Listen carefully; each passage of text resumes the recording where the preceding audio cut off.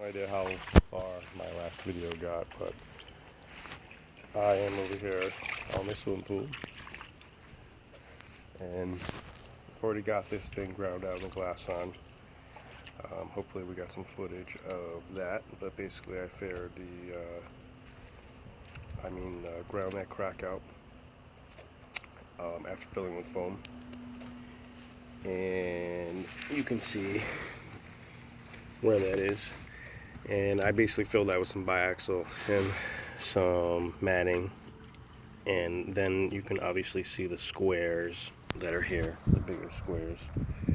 That's really just to kind of give it a little more overall strength across the repair in case this thing shifts or anything.